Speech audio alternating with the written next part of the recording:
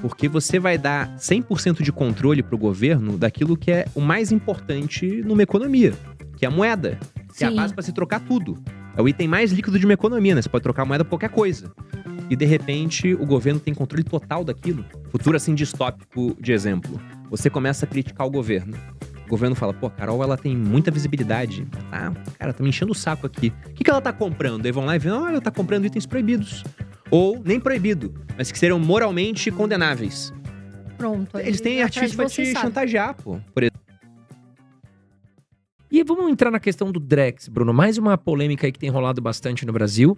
Queria que você explicasse para quem não conhece o que é o Drex, um sistema que está avançando em relação junto ao Banco Central. E qual que é a sua expectativa sobre caso realmente aconteça de a gente ter aí o Drex nas nossas vidas? O Drex é o real digital. Então a gente começaria a ter a moeda 100% digital, o que já é quase o que acontece em grandes cidades, porque se uma pessoa que está assistindo aqui, que mora em São Paulo, no Rio de Janeiro, for fazer a contabilidade de quanto do dinheiro que ela ganhou no ano, ela realmente viu em papel moeda, ela vai descobrir que é muito pouco. E o papel moeda, em termos de logística, ele tem custos, né? Porque imagina uma cidade pequena. Eu, quando era militar, eu tive a chance de ir em cidades com 5 mil habitantes, por exemplo. E aí na cidade você tem todo mundo comprando fiado, aí chega um carro forte, abastece lá o banco, aí todo mundo saca, paga o dono do mercado, que basicamente vai lá e guarda dinheiro no banco. Sim. É um negócio meio cômico, mas é o que acontece. Então, eu não tenho dúvida que um dinheiro digital tem benefícios. Tem benefícios. Agora, tem que pensar também num país de proporções continentais, onde não tem internet em todo canto, ou acesso a celular em todo canto, porque smartphone também tem um preço, tem muito imposto. Então não sei se é a hora de fazer uma transição dessas. Mas por que esse assunto ele causa tanta polêmica? Porque se você pega uma das propostas do Trump, por exemplo, nos Estados Unidos, foi de não ter um dólar digital. Não, eu não quero isso. Porque você vai dar 100% de controle pro governo daquilo que é o mais importante numa economia, que é a moeda, que é a Sim. base para se trocar tudo. É o item mais líquido de uma economia, né? Você pode trocar a moeda por qualquer coisa. E, de repente, o governo tem controle total daquilo. Sabe todos os impostos, né? Não, Sabe tudo. Sabe o que você tudo, consome, né? por exemplo? Já desconta, inclusive, na hora o imposto. o sigilo Vem vai cá, embora, o né? imposto. Usando um futuro, assim, distópico de exemplo. Você começa a criticar o governo. O governo fala, pô, a Carol, ela tem muita visibilidade. Cara, tá me enchendo o saco aqui. O que ela tá comprando? Aí vão lá e veem, ela tá comprando itens proibidos. Ou nem proibido, mas que seriam moralmente condenáveis. Pronto. aí Eles têm atrás de artifício pra você, te sabe? chantagear, pô, por exemplo. Mas isso é só o começo, assim, a ponta do iceberg. Porque quando você tem uma moeda 100% digital, você começa a poder implementar algumas maluquices que tem gente por aí que defende, do tipo, o dinheiro tem que ter prazo de validade, pra obrigar o cara a consumir. Uma das formas de obrigar as pessoas a consumir é a inflação, né? Ou você compra agora, ou daqui a um ano o dinheiro vale menos. É uma Isso, forma de é. obrigar a consumir. Outra seria, não, você ganhou esse dinheiro do governo, Mas você por tem exemplo, um prazo você pra... não pode mandar esse dinheiro para certos fins. Aí você enxerga, pô, isso pode ser positivo, porque ter dinheiro de Bolsa Família indo parar em aposta. Beleza, mas pode ser muito negativo também. Eles podem falar, não, um Estado totalitário, pensando totalmente em políticas utilitaristas, fala, olha, quem come muito açúcar geralmente tem mais problema de saúde, então vamos limitar o quanto você pode comprar de produtos alimentícios doces com esse dinheiro. Então, é tanta coisa que pode ser feita com uma moeda programável, 100% na mão do governo, que você começa a ter certo medo de quem vai estar com esse controle na ali, mão, né? entendeu? Porque muita gente fala, não tem problema, porque é um aliado político que controla. Mas e quando não for um outro lado? E o Vai que é funcionar pra impressionante... todo mundo, né? Isso E daí o é que é uma grande pergunta, né? impressionante é o fato de que aqui no Brasil, isso não para de avançar. A gente realmente tá pioneiro nessa área. Enquanto em outros países, o pessoal fala, não, aqui não vai avançar. Vira pauta de política. E aqui simplesmente vai, né? Falaram que talvez aconteça isso em janeiro. Vocês chegaram a ver alguma coisa assim? Talvez eles implementem em janeiro. Acho que talvez Acho que é muito rápido. cedo. Ainda tá em né? fase piloto, né? Eu não sei se vai ser, não era janeiro de 2026, sei lá, alguma coisa assim. Não agora. Depois Pô, vocês então olham. é bem rápido. Eu achei muito rápido. E é também. aquilo que eu digo, pode ser muito interessante ou você pode ter consequências negativas. Pra quem fica olhando muito para as consequências negativas, eu também lembro do seguinte, antes do Pix começar a funcionar, se você pega vídeos na internet falando sobre o Pix, tinha muito vídeo falando que o Pix ia ser ruim, porque ia diminuir sigilo, etc. Todo mundo ia saber como funciona. Bom, o Pix tá rodando aí há uns 3 anos, por aí. E foi ótimo. E foi ótimo, pô. O Pix foi muito bom. Então, hoje em dia você vê até o pessoal vendendo bala no sinal, pedindo esmola no Pix. O cara deixa lá o número do celular, você consegue mandar, ele tem na conta. E às vezes você não dava esmola porque você não tinha 10 reais na carteira.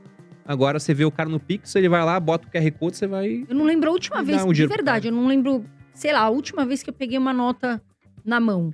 Porque tudo eu uso, ó, Pix ou cartão, enfim, né, cartão de crédito, mas eu não lembro a última vez que eu encostei numa nota de 100 reais.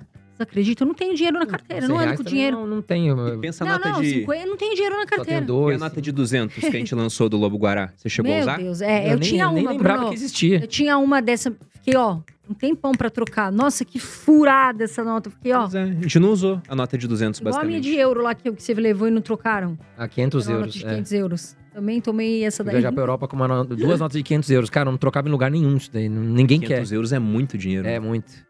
Até mesmo pro europeu é muito dinheiro. Agora, Bruno, a gente chegou a falar hoje já aqui, mas eu queria saber a sua opinião. Taxação sobre os mais ricos, que o governo tanto tem discutido para tentar aumentar aí a arrecadação de algum lado, né? O que você pensa sobre isso? A gente teve um exemplo bom de taxação sobre os mais ricos, que foi o que o Haddad conseguiu no final do ano passado.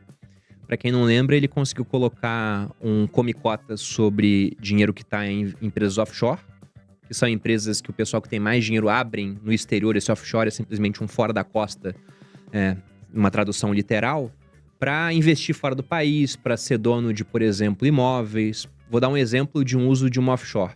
Se você compra imóvel nos Estados Unidos, na pessoa física, e você vem a falecer, vai ter um imposto sobre herança muito alto para isso. E ele é alto para quem não é cidadão americano. Para quem é cidadão americano, aí tem várias isenções, ele costuma ficar baixo. Mas para quem não é, esse imposto pode chegar a 40%. Nossa Então você Senhora. pega uma casa de, cara, 100 mil dólares, né? 40 mil dólares, que dá uns 300 mil reais hoje mais ou menos, né?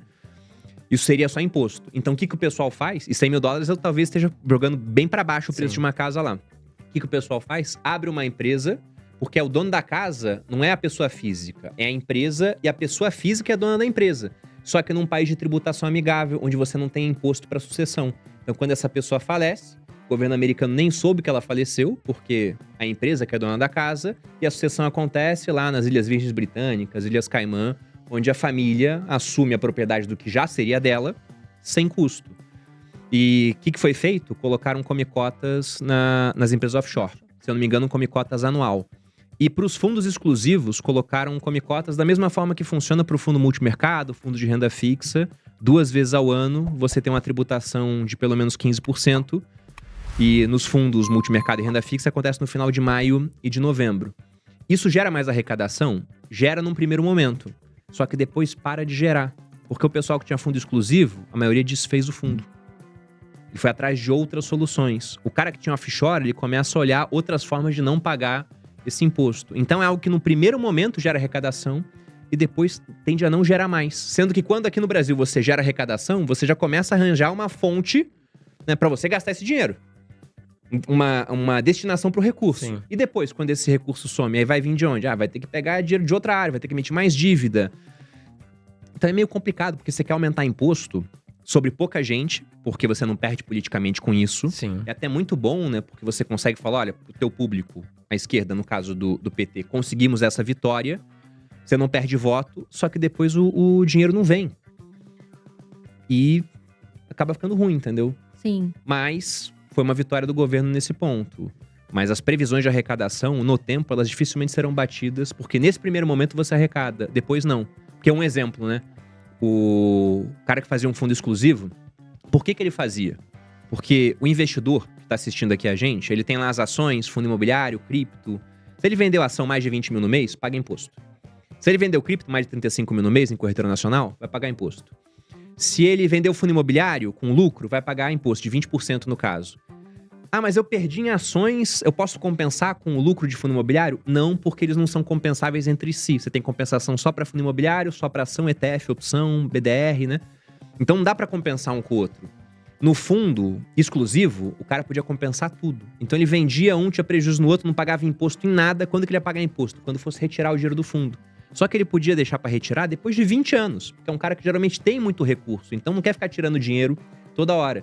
Então ele conseguia 20 anos de diferimento fiscal. Ele não sonegava, não tinha nada disso, era tudo legal, só que ele não pagava imposto durante esse caminho. Agora ele paga 2 vezes ao ano por conta do come-cotas. Só que esse cara montou esse fundo só pra isso. Então, quando veio o Come Cotas, que tem um monte de um fundo, ele falou: por que eu vou ter custo específico pra ter um fundo se todo mundo tem a mesma tributação? Desfaz. Aí vários foram atrás de abrir um fundo exclusivo previdenciário. Que era a mesma coisa, só que era uma previdência privada. Aí o que muda é que se você tira no curto prazo, a tributação é mais alta, mas no longo prazo é até mais baixa. Aí o governo vai lá e começa a mexer. Não, agora pra fundo exclusivo previdenciário, o máximo é 5 milhões. Aí começa a botar algumas coisas pra tentar minar. Só que pensa que acontece o seguinte: quando o governo vai em aumenta imposto pro mais rico, vamos supor que aumentou o imposto pro André. O André tem capital hoje. E ele é um cara inteligente. Ele vai lá e chama pessoas muito inteligentes numa área específica, advogados tributaristas, e fala: pessoal, quanto que eu vou pagar de imposto nessa nova tributação do governo? Eles falam: André, você vai pagar 1 milhão. Você falou pros caras: tá bom, então vocês têm 999 mil reais disponíveis pra achar uma solução pra não pagar 1 milhão. Exato. Porque no final compensa muito. Você tem muito dinheiro ali pra gastar. Ah, achei uma solução pra você pagar só 300 mil. Vou adotar. Aí o governo vai lá e fala: não, vamos captar 1 bilhão. No final eles captam metade disso. Porque o rico vai lá e se protege, né? Exatamente. E o rico também é uma minoria, gente. Não dá pra achar, não, vamos tributar a minoria. Esse cara vai dar um jeito. No limite, ele sai do país. Como teve muita gente saindo, inclusive. Que foi pro Uruguai, que acaba saindo. E teve muitas multinacionais que foram embora, né? E aí, mais um problema, gera desemprego. Você tira investimento daqui, né, Bruno? Você acaba levando pessoas investimento físicas pra países vizinhos. Acaba sendo um tiro no pé, na verdade, né? Pessoas físicas, multinacionais, gera desemprego. E aí começa tudo, informalidade, aí tudo vai misturando.